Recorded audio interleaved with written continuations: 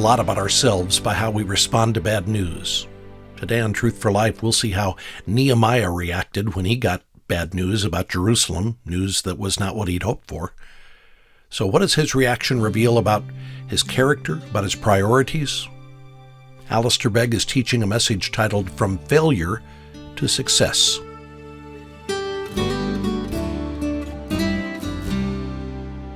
I invite you once again to take your Bible and we'll turn to Nehemiah chapter 1. Now, in the opening 3 verses, we have the record of his inquiry of his brother Hanani concerning the circumstances of his countrymen in Jerusalem. It may well be that Nehemiah had been a wee bit idealistic.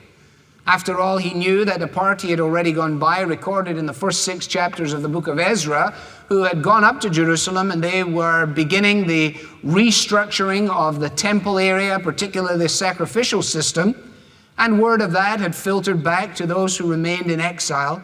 And now as he inquires as to how it's all going on, he discovers that there had been subsequent intervention and the project has once again come to a grinding halt.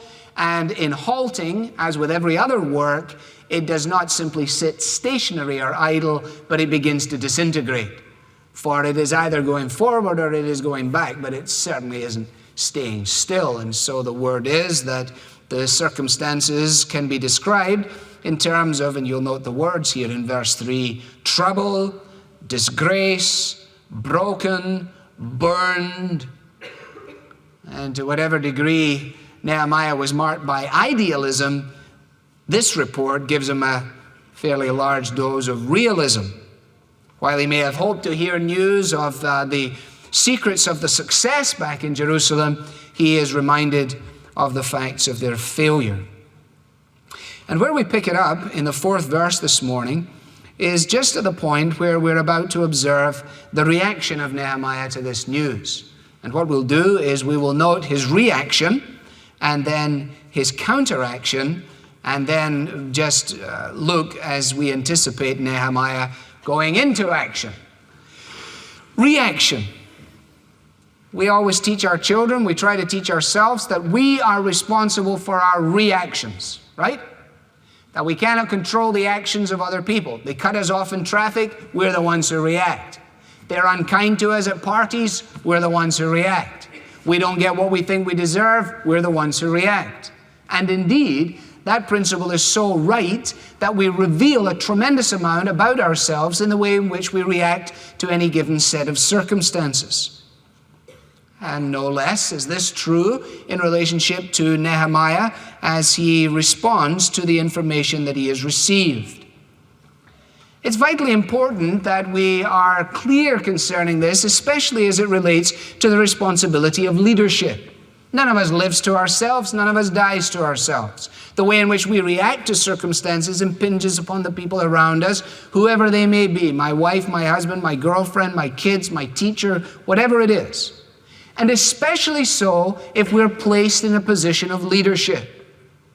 Because those who are being led are going to take a read from the leader. At least under normal circumstances is the case. If you're flying at 33,000 feet and the plane hits a major air pocket and drops instantaneously 150 or 200 feet or even worse, you do not expect to hear from the cockpit the sound of, whoa, you know. The only reason you don't hear that most of the time in talking with pilots is simply because they don't have the thing turned on. True or false? No acknowledgement from the air traffic control this morning. All right.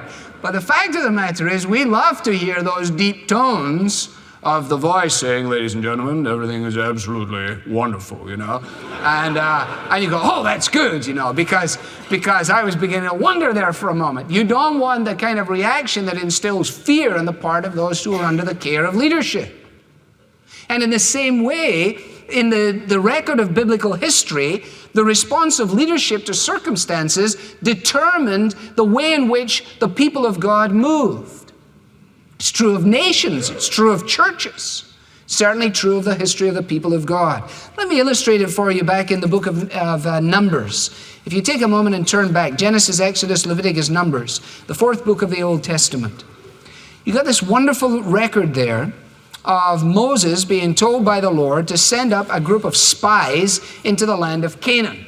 Canaan is where they're going. The Lord has promised that they're going to Canaan. So the question is not, will we be going to Canaan? The question is, what is Canaan going to be like when we get there?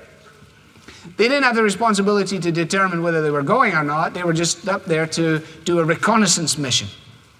And so they are sent out, verse 3 of Numbers 13, into the desert of Paran. And all of the chaps who went were leaders of the Israelites, and their names follow verse 4 round through verse 15. Their mission was clear. They were to go up through the Negev and on into the hill country, see what the land is like. This is verse 18. What the people who live there are like, whether they're strong or weak, few or many. What kind of land do they live in? Is it good or bad? What kind of towns do they live in? Do they have walls? Are they fortified? How is the soil? Is it fertile or poor? Is there irrigation? Are there trees? And bring some fruit back if you get the chance. Okay? So off they went to fulfill their brief, and they came back. Verse 26. Then they came back to Moses and Aaron, the whole Israelite community at Kadesh. Now we're going to find out what their reaction to the journey was.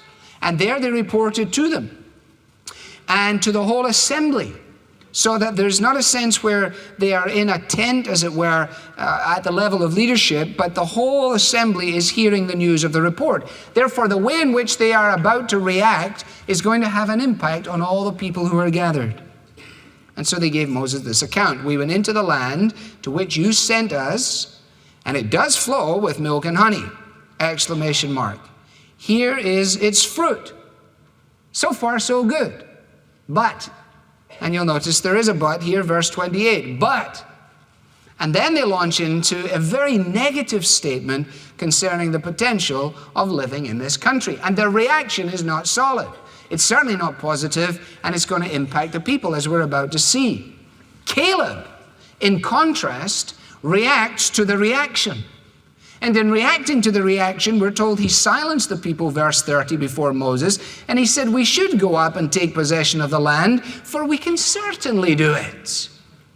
Caleb marks himself out as distinct from the others insofar as he has a concept of what God is able to accomplish. The other 10 were only able to see the problems that were there. And it is necessary that God raises up individuals who can look at all of the circumstances as they are faced and still say, we're going forward here.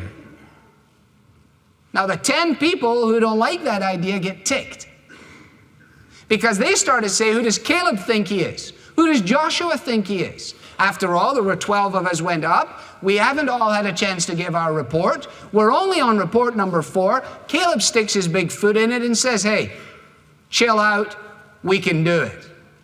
Who does he think he is? He's somebody in whose heart God has instilled a sense of his greatness and his glory. Now, did it matter that the leadership reacted in this way? Absolutely. You read from verse 31 to the end of the chapter, and again the leadership, the 10 out of the 12, sow seeds of discouragement and discord. Verse 32, and they spread among the Israelites a bad report about the land they had explored, and they scared them with talk of giants and various other things. Consequently, that night, verse 1 of chapter 14, all the people of the community raised their voices and they wept aloud, and all the Israelites grumbled against Moses and Aaron and the whole assembly. So they were crying in their beds, and they were grumbling on their feet, and it was an account of the reaction of leadership. Make no mistake about it, loved ones. Whether you are leading a group of 3 people in your office, leading your Sunday school class, or whatever else it is, our colleagues and our friends gain more from the way in which we react than from many times our public pronouncements of what is about to take place. One of the things that are to strengthen convictions on the part of the people in relationship to leadership is, apart from anything else, sheer persistence. stickability. The fact that day after day and week after week and month after month, there is still a commitment on the part of leadership. They may not be brilliant, but they're committed. They may not be the most advanced, progressive, organizational thinkers, but for the time being, like Caleb and Joshua and Nehemiah, they were committed. Now, if you go on into chapter 14, we'll go back to Nehemiah in just a moment, you will notice that in verse 10 of chapter 14, the whole assembly talked about stoning the leaders. Why? The answer is back in verse 4 of chapter 14. They said to each other, we should choose a leader and go back to Egypt. We want to go back. See, the agitators had won the day. They got them all mixed up talking about giants. They got them all concerned about how they wouldn't be able to cope. They got them so confused that they began to think that the place out of which they'd come, where they were getting literally beaten to death, was more attractive than the prospect of going to live in Canaan. It's quite unbelievable that can happen. But that is the impact of the wrong kind of reaction on the part of leadership. And Nehemiah's day had presumably seen much of that. Back to Nehemiah. His reaction is described for us in one poignant sentence. When I heard these things, I sat down and I wept. This reveals to us the depth of his devotion, the extent of his compassion. Passion and compassion are usually linked. If you care passionately about something or someone and you lose that something or the someone, you are more than likely to be very compassionately involved in its loss. If you don't care about the thing or the individual, then its loss will not mean that much to you.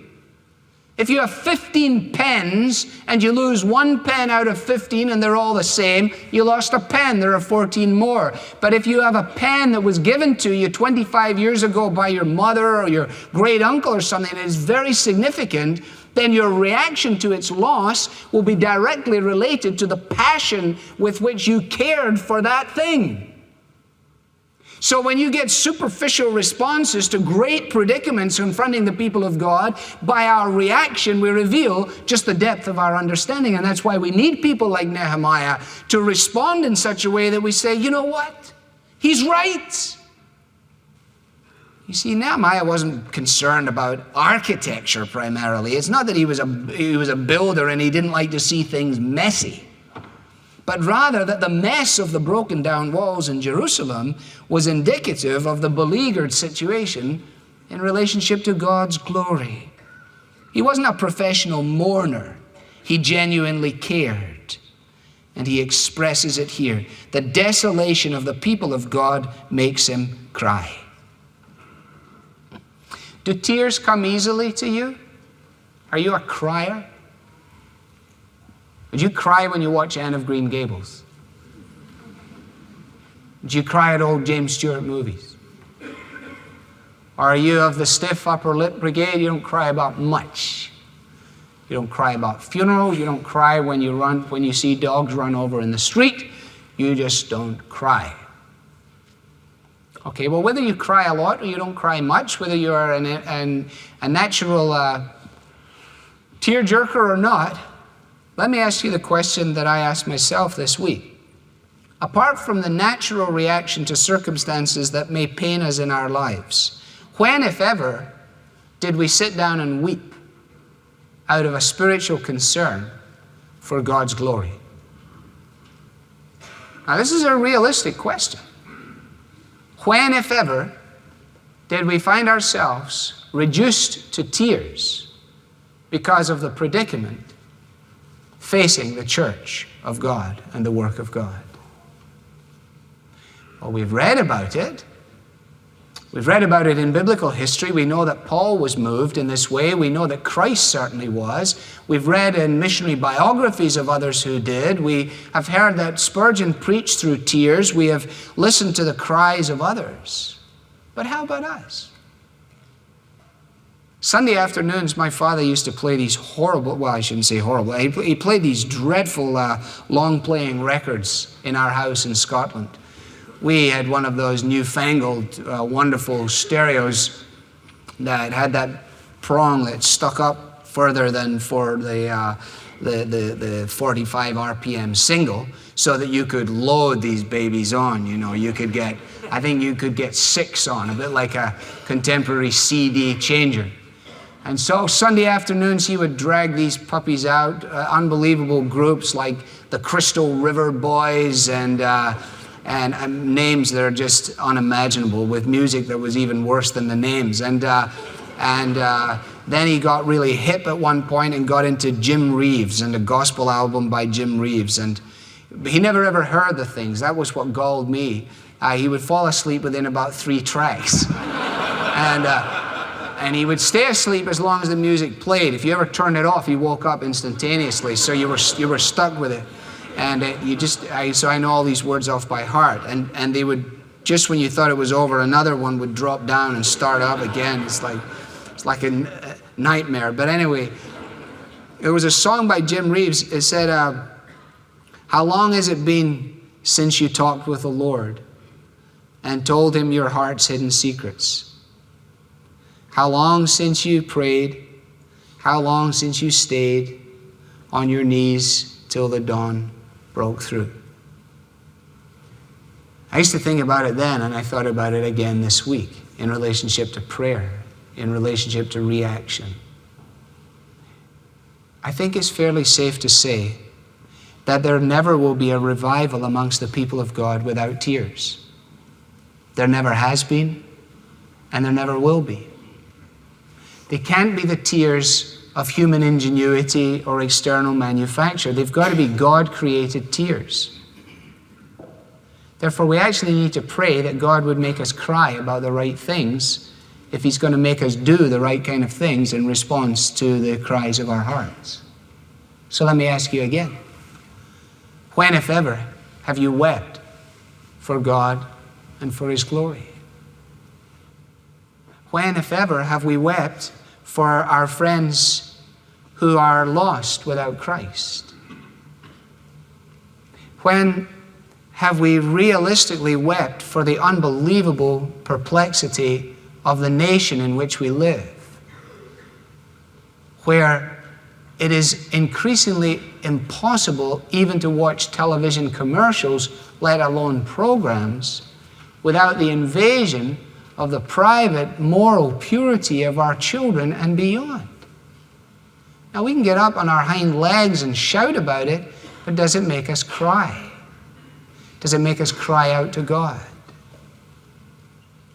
I don't think that we should get very far from this question, because if it is as foundational as the scriptures appear to say it is, then until we answer it, there's no real sense in going forward.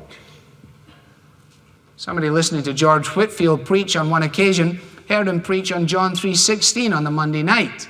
The Tuesday night they came back, he preached on John 3:16. On the Wednesday night they came back, he preached on John 3:16. They asked him, Mr. Whitefield, are you planning on doing another sermon anytime? Whitefield said, I will start a new sermon when you start doing what I told you about in the first sermon. I find myself greatly challenged by the fact that it is very difficult to identify with Nehemiah 1:4 and far too easy to identify with Luke chapter 18 and the description that is provided there. You may want to turn to it with me. I'll read it for you. Luke chapter 18. Jesus is moving through the crowd. He's on his way. He's heading towards Jericho. He's not there yet. He's on the outskirts of Jericho, and a blind man was sitting by the roadside, and he was begging. The man was helpless. The man was hopeless. He could do nothing to change his circumstances unless somebody else intervened on his part. And given the fact that he couldn't see, any kind of commotion caused by a crowd would be a matter of intrigue to him. And so verse 36 of Luke 18, when he heard the crowd going by, he asked what was happening, and they told him, Jesus of Nazareth is passing by. And so he called out, Jesus, Son of David, have mercy on me. That's the honest cry of someone's heart. Now look at the response. Those who led the way rebuked him and told him to be quiet. See, half the time we don't hear the cries of the crowd because we're so caught up in the march. We got our church thing down so good we can't hear people shouting in the streets. We can't hear the cries in the music of our day. We don't hear the cries in the young people's voices. We're missing the cries of the things that made Christ weep. See, reaction reveals it all. And when Jesus saw the crowd, he was what? Moved with compassion. For when he saw them as sheep without a shepherd.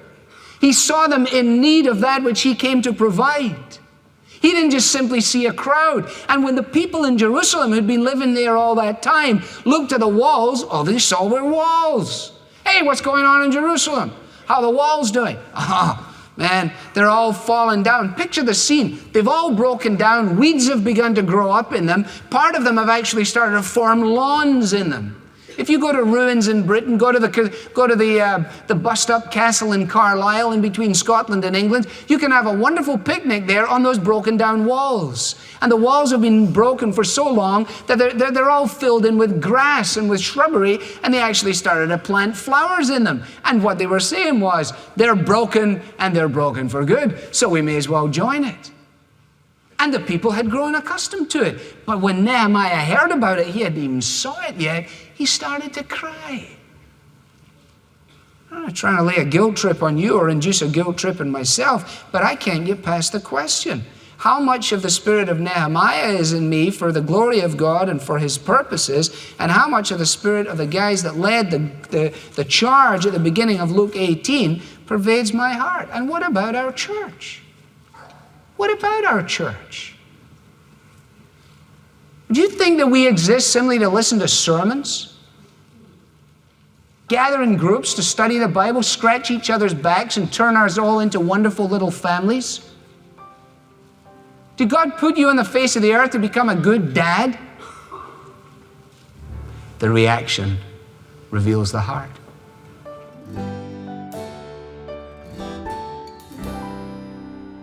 You're listening to Alistair Begg on Truth for Life. We'll hear more tomorrow. I'm wondering if you share Nehemiah's passion for God's glory and his love for God's people. Truth for Life, strengthening local churches is a vital part of our mission. In fact, we often hear from pastors who tell us how much they value the Bible teaching and encouragement they receive from this program.